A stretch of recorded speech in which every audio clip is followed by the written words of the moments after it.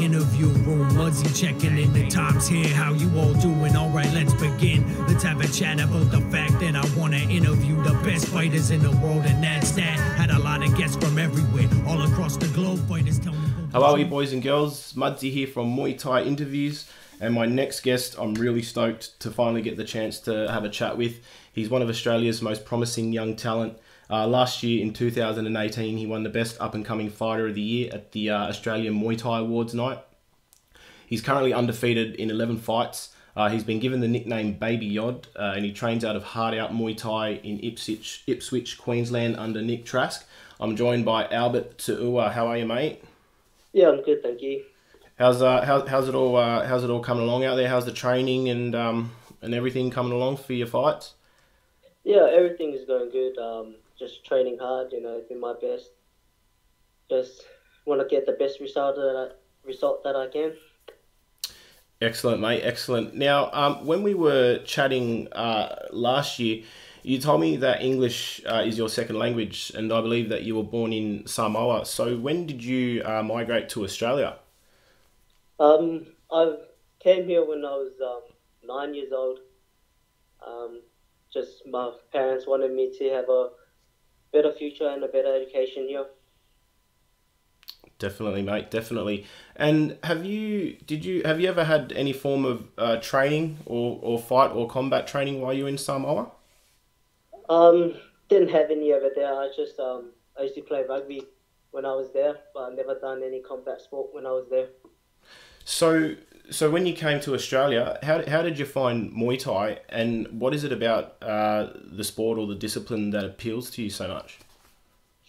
When I came here, I was doing rugby, and my little sister was actually doing Muay Thai before me. So I wanted to do more fitness for rugby and stuff like that, and Dad just got me into it, and I was just doing it for fitness, and I became in love with it, and now I just love it. So was your little sister, she was doing it before you, is she a little bit jealous, probably because you've obviously gotten better? Yeah, she's a little bit jealous, but it is what it is.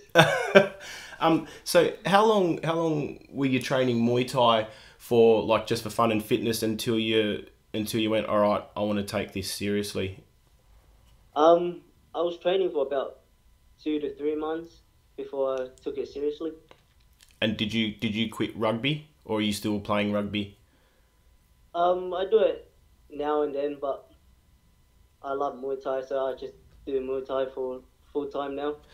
Now, Albert, I'm going to go out on a whim here, but I'm going to guess that maybe you're a winger or what's the number 10 position? Halfback, 5'8"? No, that's rugby league.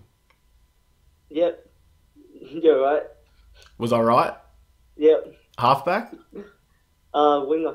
Winger, yeah. Oh, mate. Back in the days, rugby union and rugby league. Because I'm originally from Sydney myself. It used to just be, you just chuck whoever out on the wing. But now it's a specialised position. Yeah, definitely. Tell me, do you get more injuries from rugby or Muay Thai? Yeah, I get more injuries from doing rugby than doing Muay Thai.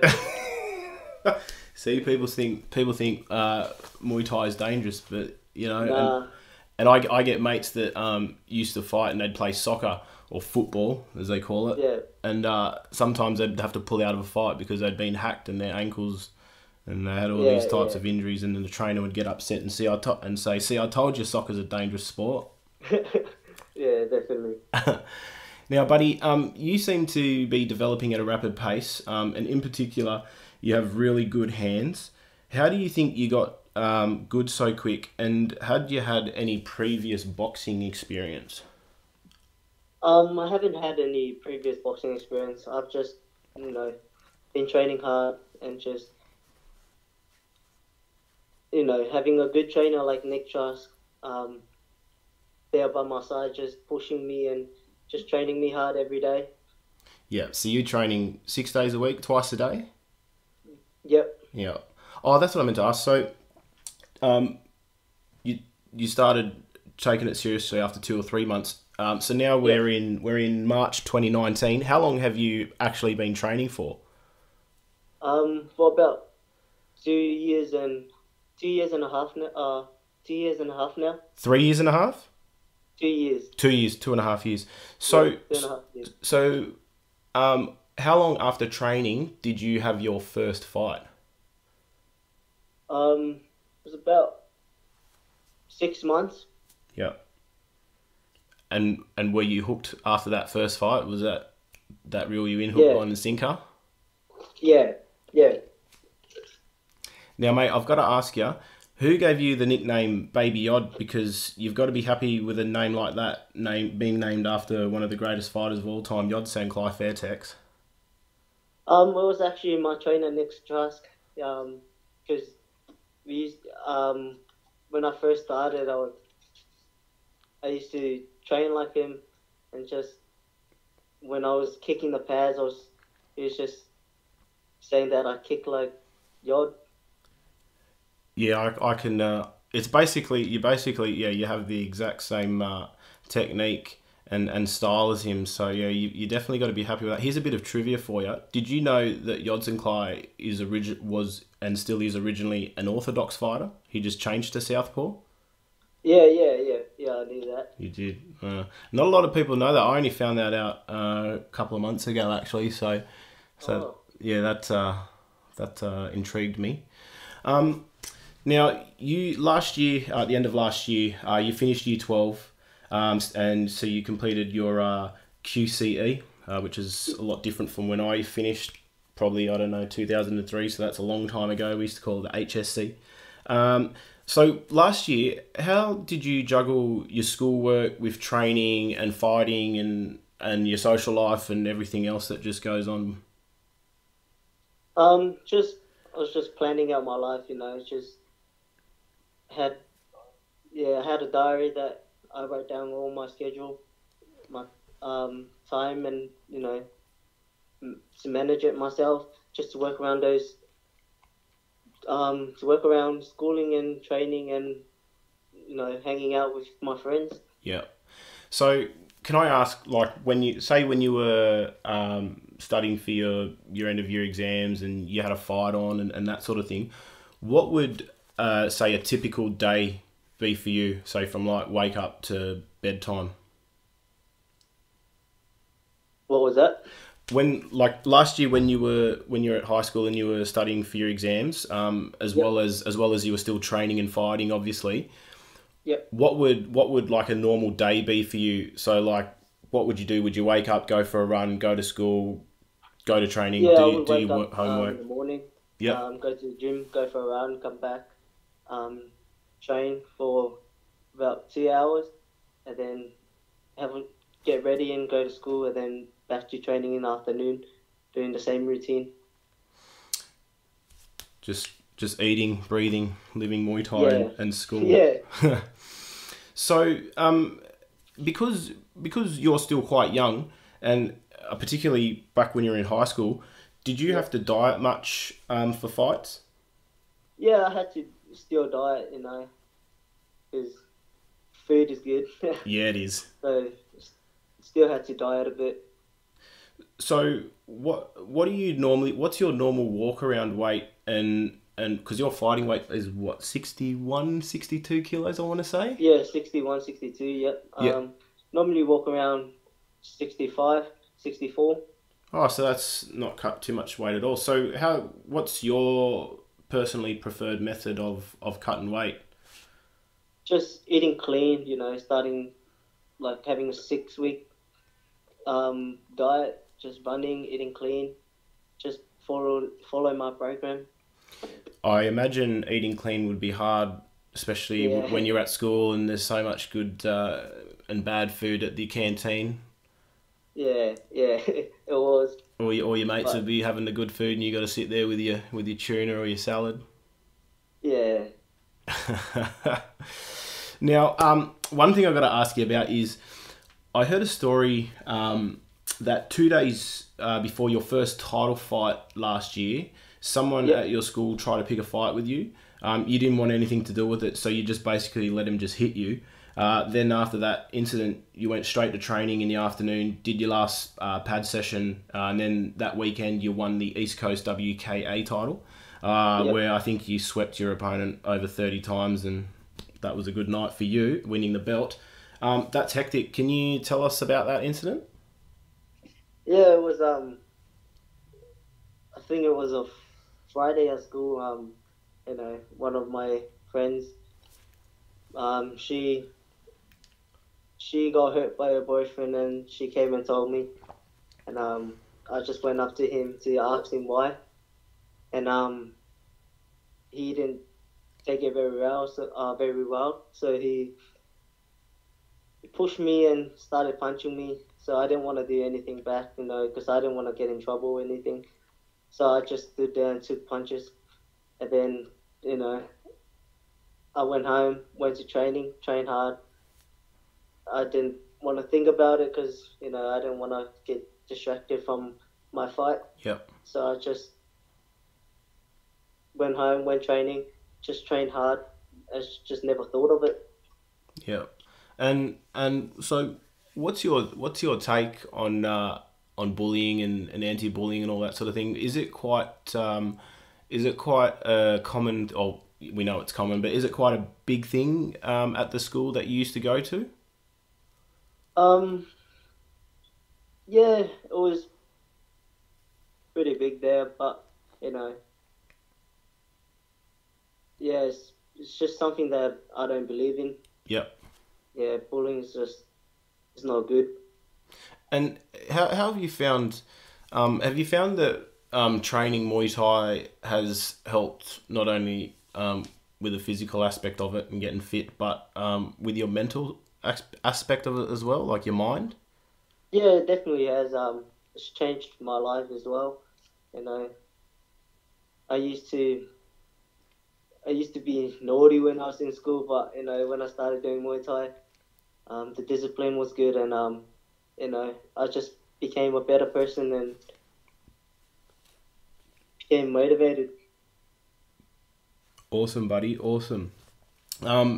Now that the last fight that you had on Eruption, not only did you win your fight, but you also won Fighter of the Night, which meant you won a $2,000 scholarship to go and train at Sitsom Pinong Gym in Phuket.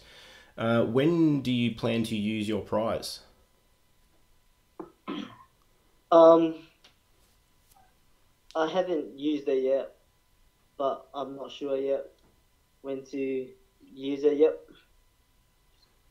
You'd have a, I guarantee you'd have a great time, and you've got the likes of Chad Collins and a lot of other world class athletes. Magnus Anderson, I think his name is, and it's also run by and owned by a Aussie fella by the name of Tim Fisher. Yeah, yeah, yeah. I'm looking forward to going to use it. At the end of the year. Yeah. Just focusing on my fighting coming up at the moment. Yeah. And that scholarship, that 2,000, is that like, what is that? Is that 2 weeks or 1 month worth of training? Yeah, that's 2 weeks. Yeah. 2 weeks. You'll probably end up getting hooked and probably want to stay another 2 weeks, I bet you. Yeah, I hope so.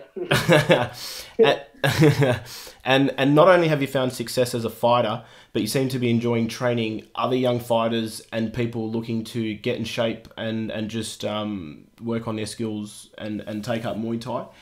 What is it that you enjoy about being a trainer? I just love training people. I love sharing my experience, and I just want to make it fun for them. Enjoy it and have fun.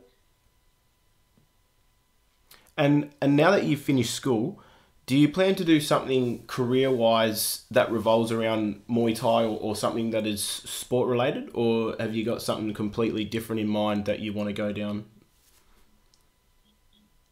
Just want to focus on being a trainer, just motivate people. So are you basically at the gym full-time? So you're either training or training others? Is that how it works? Yeah, that's how it works. Yeah, just at the gym training myself and then training other people as well. Oh, mate, that's a pretty good lifestyle, I'd like to think. Yeah. It's better than your normal 9 to 5, or most people will be like myself will be like 6 till 6 job at the moment. That's pretty hard, but Yeah, we're all a slave to the dollar. Unfortunately, we got to pay the bills somehow, don't we? yeah, definitely. Now, where do you see yourself going with your fighting career? And have you got any goals or achievements that you have set for yourself? I just want to keep going the way I'm going, but I want to fight all over the world and I want to become a world champion, one day. But yeah, Well, I'll tell you what, Albert. You keep going the way you're going, buddy, and I got no doubt whatsoever that that's going to happen. thank you so much. Now, speaking of fights, you've got 2 big fights lined up to kickstart 2019. First off, in a couple of weeks, 3 weeks, March 22nd, you're fighting on Eruption 17 against Frank Chamberlain. Yep. And then again, 3 weeks later, April 13th, you're fighting for the WBC state title, where you go toe-to-toe with Andy Unicu up in Queensland on Destiny Muay Thai. Can you tell me about those 2 fights, what you know about those 2 fighters, and how has your preparation been coming along for both those fights? Frank he's a tough opponent. I know he's had 2 years off, but he's back in the game and he's just training hard. It's going to be a good fight, and I'm training hard myself as well. Yep. To put up a good fight for everyone and for myself. And Andy, I know he's a good fighter. He loves his spinning elbows, and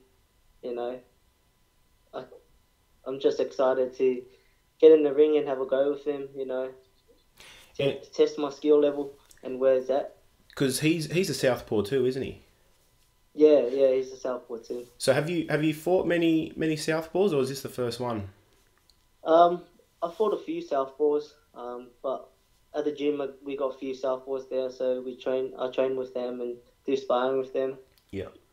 Do you because for southpaw fighters, they would predominantly fight orthodox, unless they're in Thailand or Mexico or the Philippines, where there's a crazy amount of people that seem to fight southpaw. How do you sometimes find it a little bit not weird, but fighting a southpaw because you fight most predominantly orthodox fighters? Do you have to adapt or adjust your game plan at all? Not really. I like to change my style up a bit. It's just adapt to the style and the fighting game. Yep. Never the same. No, that's it. Always changing, always constantly striving and improving. Now, last night, as I mentioned before to you, just before we went live, bumped into Sandy, and I told her that I was going to be having a chat with you today, and she told me that you're an ambassador for the Quandamooka Cup. How did that all happen, and what does it mean to you to represent a very worthy cause along with some of Australia's top fighters? It was fight show. When I was talking to Sandy, she asked me if I wanted to be an ambassador, and I just said yeah, because it's for a good cause, and I just want to share to everyone that they're not alone. There's always people around to help them, to make life better for them. Awesome, buddy. Awesome. Well, I think you're doing a good job, and you're in good hands with Sandy. And like I said, there's a lot of good fighters signed up to represent that brand and get the message out there. So, mate, I think you'll be no problems at all there. Anything else that you've got lined up or that you're working on fight-wise or Muay Thai-wise that you can tell us about at the moment? Only got those 2 fights on at the moment, but I'm just gonna focus on myself. but just gonna save up for Thailand. You know, hopefully to stay there for a bit. Yeah, because with your first fight against Frank, and then basically there's no time to take a break or have a few days off because you got to fight again in 3 weeks. So you at least just back at it. Back at it. But I'd say that you're going to be pretty goddamn fit coming into your fight with Andy. Touch wood that no injuries or anything like that with your first fight on Eruption. Yeah. You know, you just gotta be ready for it. Is that your plan this year? Just to try and take as many fights as you can? Yeah. I want to, have as many fights as I can while I'm young. And I just love being in a ring. Yeah. Well, we love watching. And love to challenge myself. Well, we along with all of Australia, absolutely love watching you in there, mate. Thank you. And if people do want to follow you or stay up to date fight wise, or even if they're in around Ipswich area and drop in and get a PT session with you, how can people contact you? They can contact me on my Facebook page, my fighters page on Elbow Baby Odd Tour, and that's the same as my Instagram page, it's Elbow Baby Odd. Yeah. And then I have my normal page on Facebook as Elbow Tour. Excellent, mate. Excellent. So, no shortages of ways people can contact you. So there's no excuse. And last but not least, buddy, anyone that you want to thank or give a shout out to? Just to thank my parents for everything they do for me, for the support, and for helping me through everything that I've been through. I'd like to thank my sponsors, Lionheart Mongkong and Sharon Richards. And I'd like to thank Sandy as well for putting me up for one of her ambassador. And also I'd like to thank my trainer Nick Truss for always been there by my side since the day I started training. Just helping me get better every day.